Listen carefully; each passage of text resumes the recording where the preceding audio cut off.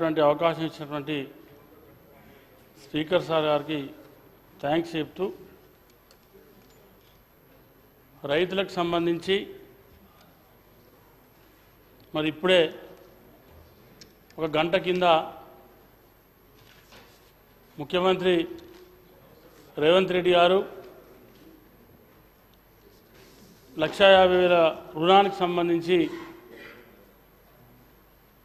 డబ్బులు రైతుల అకౌంట్లలో వేయడం జరిగింది. కాంగ్రెస్ అంటేనే రైతు రాజ్యం, మాది రైతు ప్రభుత్వం. అధ్యక్ష, రైతును రాజును చేయాలన్నదే మా సంకల్పం. మరి వాళ్ళ బడ్జెట్లో రైతులకు సంబంధించి 72,659 కోట్లను ఇవాళ బడ్జెట్లో పెట్టడం జరిగింది. మరి దానికి సంబంధించి ఇవాళ రైతులకు ఏకకాలంలో 31,000 కోట్ల రుణమాఫీని చేయడం కోసం గట్టి సంకల్పంతో మరి కార్యక్రమాన్ని తీసుకున్నటువంటి ముఖ్యమంత్రి గౌరవశ్రీ రేవంత్ రెడ్డి గారికి, ఆర్థిక మంత్రి గౌరవశ్రీ బట్టి విక్రమార్క గారికి, వ్యవసాయ శాఖ మంత్రి తుమ్మల నాగేశ్వరరావు గారికి ఈ సందర్భంగా కృతజ్ఞతలు తెలియజేసుకుంటూ, మరి ఆనాటి బీఆర్ఎస్ ప్రభుత్వంలో కేవలం 2,500 కోట్ల వరకే మరి 2022-23లో బడ్జెట్లో పెట్టడం జరిగింది. ఇవాళ దాదాపు 2,90,00,000 కోట్ల బడ్జెట్లో దాదాపు 25% పైసలకు మరి రైతులకు కేటాయించడం అనేది ఇదొక చరిత్ర.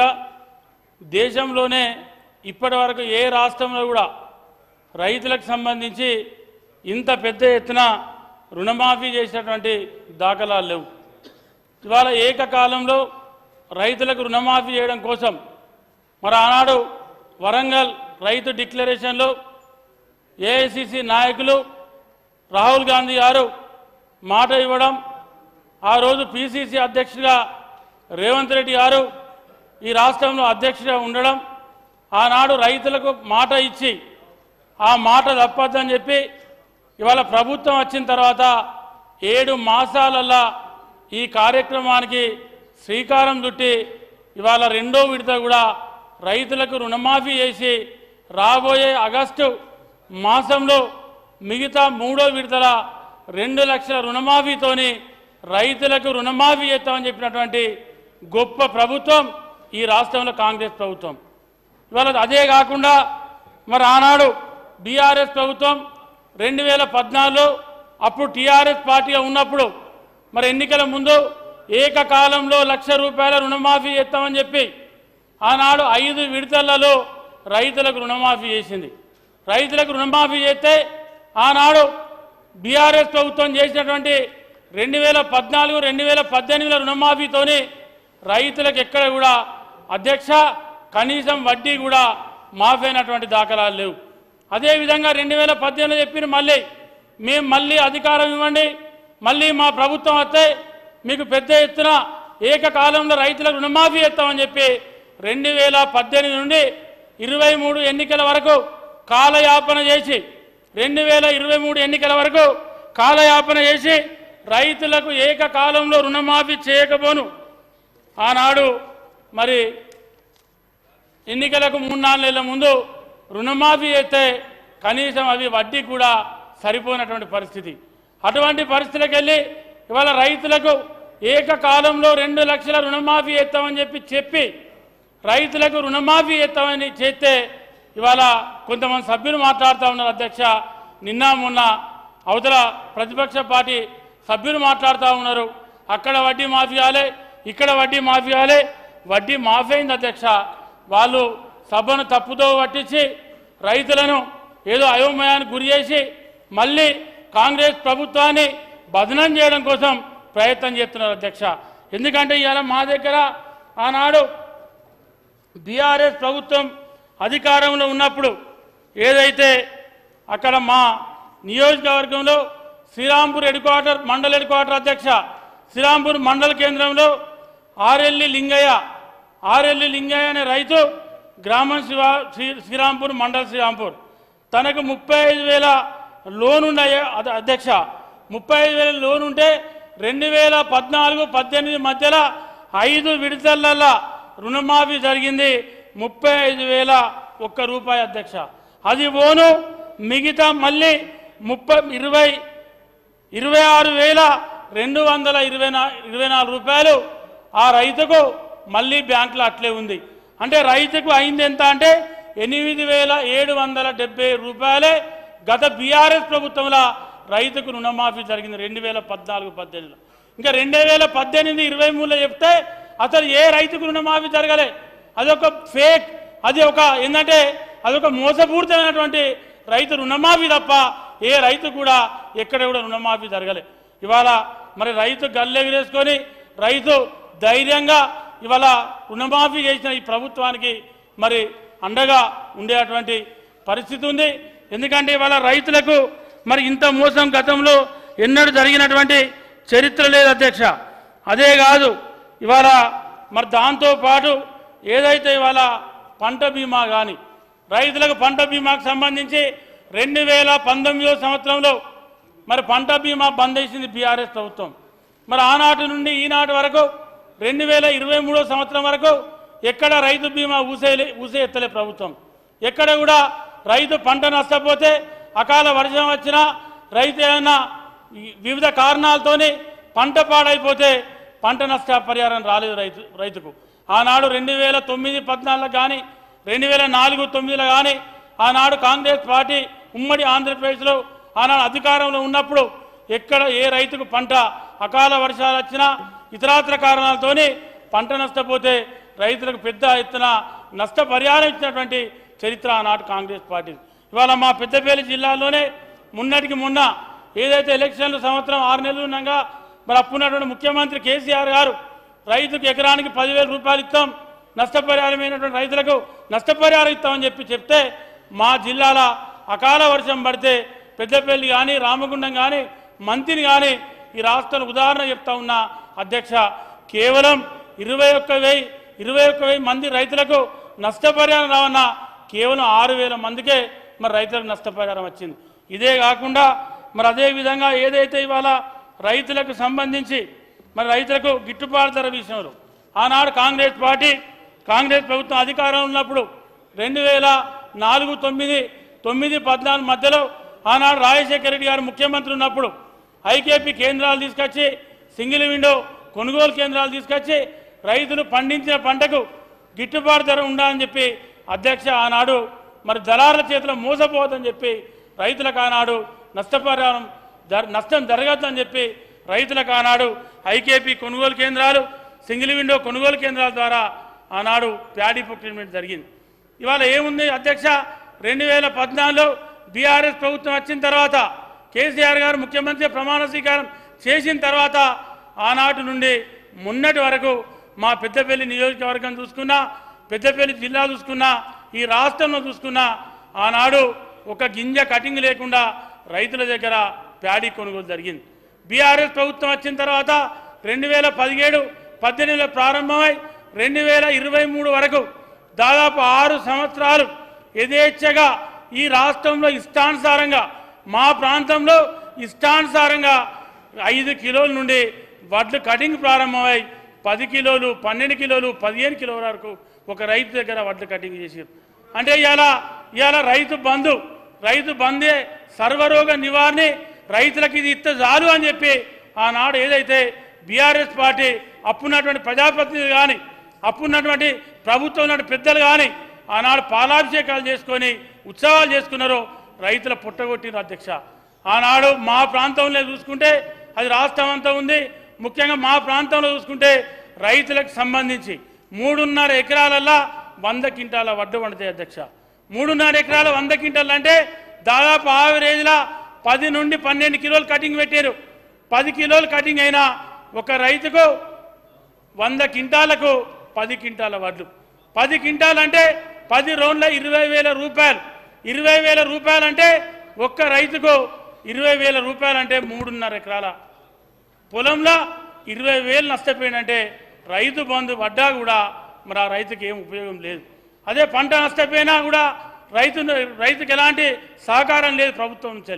ఈ రకంగా రైతులను అనేక రకాలుగా ఇబ్బంది పెట్టి రైతులను అనేక రకాలుగా ఎన్నో రకాలుగా ఇబ్బందులకు గురి చేసింది ఆనాటి బీఆర్ఎస్ ప్రభుత్వం. ఇవాళ మొన్నటికి మొన్న చెప్తా ఉన్నారు రైతులకు వడ్డీ పడతలేదు, రైతులకు ఇట్లా ఉంది, రైతులకు అట్లా ఉందని చెప్పి. ఇలా రైతుల పక్షాన మీరు ఏ ముసలి కన్నీరు గార్చినా, మీరేమో ఏ విషయం చెప్పినా ఇవాళ ఈ రాష్ట్రంలో ఉన్నటువంటి రైతాంగం నమ్మేటువంటి పరిస్థితి లేదు. ఎందుకంటే మీ ఆలోచన అంతా ఒకటే ఆలోచన. ఇంతసేపు కాంగ్రెస్ ప్రభుత్వం కానీ ముఖ్యమంత్రి రేవంత్ రెడ్డి గారి మీద ఏదో రకంగా నెపం నెట్టి ఏదో రకంగా బురద తల్లి ఇవాళ రైతులకు ఏం జరుగుతలేదు, ఈ ప్రభుత్వ పనితీరు బాగలేదు, రైతుల పట్ల ఈ ప్రభుత్వ చిత్తశుద్ధి కరెక్ట్ లేదనేటువంటి చెప్పే ప్రయత్నం చేస్తూ ఉన్నారు తప్ప మరి రైతులకు ఆనాడు ఏం ఒరిగిందో ఒక్కసారి మీరు ఆలోచన చేయాలి. అందుకే ఇవాళ రేవంత్ రెడ్డి గారి నాయకత్వంలో మరి ఏదైతే మా సోదరులు తుమ్మల నాగేశ్వరరావు గారి నాయకత్వంలో ఇలా తుమ్మల నాగేశ్వరరావు గారు ఒక గొప్ప రైతు. గత 40-50 సంవత్సరాల నుంచి మరి అనేక ఈ రాష్ట్రంలో ఎవ్వరు వేయనప్పుడు మరి వాళ్ళ వ్యవసాయ భూమిలో పంటలు వేసుకొని మంచి పంటలు మరి సాగు చేసి మంచి పంటలు తీసినటువంటి ఒక గొప్ప రైతు ఇవాళ తుమ్మల నాగేశ్వరరావు గారు మరి వ్యవసాయ శాఖ మంత్రిగా ఈ రాష్ట్రానికి కావడం ఈ రాష్ట్ర రైతుల అదృష్టం అధ్యక్ష. ఎందుకంటే ఇవాళ మొన్న ఫామ్ ఆయిల్ తోటలు ఉన్నాయి. ఇవాళ మనం విదేశాల నుంచి వెళ్ళి ఫామ్ ఆయిల్ ఇవాళ ఎగుమతి చేసుకుంటా ఉన్నాం, దిగుమతి చేసుకుంటా ఉన్నాం. అటువంటిది ఇవాళ తుమ్మల నాగేశ్వరరావు గారు ఒక దూరదృష్టితోని ఇవాళ కాదు 30 సంవత్సరాల కిందనే మరి ఖమ్మం జిల్లాలో వారి ప్రాంతంలో ఫామ్ ఆయిల్ తోటలు పెట్టడం జరిగింది. మొన్న మరి మా దగ్గరికి వచ్చినప్పుడు కూడా ఏదైతే ఫామ్ ఆయిల్ తోటలు మా దగ్గర ఏదైతే ఎంకరేజ్ చేద్దాం, మీ దగ్గర కూడా ఫామ్ ఆయిల్ ఉత్పత్తి కావాలని చెప్పి మరి మా మంత్రి శ్రీధర్ బాబు గారు కానీ తుమ్మల నాగేశ్వరరావు గారు కానీ మా దగ్గర మరి ఫామ్ ఆయిల్ ఉత్పత్తి చేసేటువంటి ఫ్యాక్టరీని కూడా నెలకొల్పడం జరిగింది. అదే కాకుండా అధ్యక్ష ఇవాళ చాలా విషయాలు ఉన్నాయి. మరి ఏదైతే ఇవాళ రైతులకు సంబంధించి మరి ఇవాళ ఒక చిన్న సూచన, ఎందుకంటే సభ్యులకు కొంతమందికి అవగాహన ఉండి మాట్లాడుతూ ఉన్నారో లేక మాట్లాడుతున్నారో తెలియదు. ఎందుకంటే ఈ రాష్ట్రంలో ఎవరికైతే రైతుకు రుణమాఫీ జరుగుతూ ఉందో జరిగేటువంటి ప్రతి రైతుకు వడ్డీతో సహా ఈ ప్రభుత్వం చెల్లిస్తూ ఉన్నది. అందులో ఎవ్వరికి ఎలాంటి సందేహం లేదు. కావాలంటే మీరు ఏ బ్యాంకుకి వెళ్ళైనా మీరు ఆ బ్యాంకులో కూర్చొని లెక్కలు చూసుకోవచ్చు. ఏదైతే కట్ ఆఫ్ డేట్ ఉందో డిసెంబర్ ఏదైతే 2023 డిసెంబర్ కట్ ఆఫ్ డేట్ ఉందో ఆ తర్వాత జరిగేటువంటి ఏదైతే ఈ 4-5 మాసాలకే వడ్డీ తీసుకొని మళ్ళీ ఆ రైతు రుణమాఫీని మళ్ళీ 1,00,000 లక్ష, 1,50,000 1,50,000, 50,000 50,000, 2 లక్షలు 2 లక్షల ఈ ప్రభుత్వం రైతులకు రుణాలు ఇచ్చేటువంటి సౌకర్యాన్ని కల్పించడం జరిగింది. కానీ వాళ్ళు చెప్పేది ఎట్లుందంటే మాట్లాడేటప్పుడు మొత్తం రైతులకు ఎక్కడ అసలు రైతు మొత్తం మిత్తంతా రైతులే కట్టుకున్న విధంగా చెప్పేటువంటి ప్రయత్నం చేస్తూ ఉన్నారు.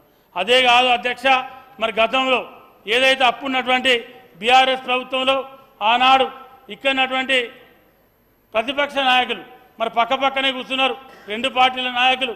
ఆనాడు వరి పెట్టద్దు అన్నారు, వరి పెడితే ఊరి అన్నారు, సన్నవడ్లు పెట్టద్దు అన్నారు, సన్నవడ్లు ఓసారి దొడ్డు వడ్లద్దు, సన్నవడ్లు పెడితే లాభదాయకంగా ఉంటుంది పంట అని చెప్పారు. పత్తి పెట్టద్దు, పరేషాన్ కావద్దు, అసలు పత్తి బయట పోయే పరిస్థితి లేదన్నారు. మళ్ళోసారి అప్పుడున్నటువంటి ముఖ్యమంత్రి గారు మన ఏషియా ఖండంలోనే మన పత్తికి మంచి ధర ఉంది, మన ఏషియా ఖండంలోనే మన నాణ్యమైన పత్తి పెట్టాలని చెప్పారు. ఇట్లా రకరకాలుగా రైతులను కన్ఫ్యూజ్ చేసి ఇక రైతులను కొనుగోలు విషయంలో అయితే ఆనాడు ఎఫ్సీఐకి సంబంధించి ఇక్కడటువంటి మా సోదరులు ఉన్నారు, బీజేపీ సోదరులు. ఏమైనా మాట్లాడితే వాళ్ళు రాష్ట్ర ప్రభుత్వాన్ని విమర్శిస్తారు. ఇవాళ కేంద్రంలో ఉన్నారు, మరి కేంద్రం ద్వారా ఈ రాష్ట్రంలో ఉన్నటువంటి రైతాంగానికి ఏం ఒరిగింది, రైతులకు ఏమొస్తా ఉంది కేంద్రం నుంచి అనేటువంటి విషయం కాదు. ఆనాడు రెండు పార్టీల నాయకులు ఇద్దరు ప్రభుత్వంలో ఉండి ఆనాడు రోడ్ల మీద పడి రైతులను కన్ఫ్యూజ్ చేశారు, రైతులను అనేక రకాలుగా ఇబ్బంది చేశారు. ఓ టైంలో రైతులను అసలు పంటే పెట్టద్దు, మీరు మీ పంట మీ ప్యాడీ మేము కొనలేం, మాతోని కాదు మేము తీసుకోమని వీళ్ళు, మేము కొనలేమని వాళ్ళు. దాంతో చాలామంది రైతులు పంట పెట్టకుండా మరి ఆనాడు జాప్యమై 30-40% రైతులు ఆనాడు మరి పొలాలు వేయకుండా వేరు. ఇటువంటి జరిగిన అధ్యక్ష, నేను ఒకటే మీ ద్వారా విజ్ఞప్తి చేస్తా ఉన్నా. ఒకసారి ఇవాళ ఎన్నడూ లేని విధంగా ఈ దేశంలోనే 29 రాష్ట్రాలలో మనది 29వ రాష్ట్రం, ఎక్కడ జరిగిన విధంగా ఇంత పెద్ద ఎత్తున ఇంత గొప్పగా రైతు రుణమాఫీ జరిగిందంటే మీరు ఇవాళ హర్షించాలి. ఇవాళ మీరు ప్రభుత్వానికి అభినందన తెలపాలి. ఎందుకంటే ఇవాళ రైతు లేనిదే రాజ్యం లేదు.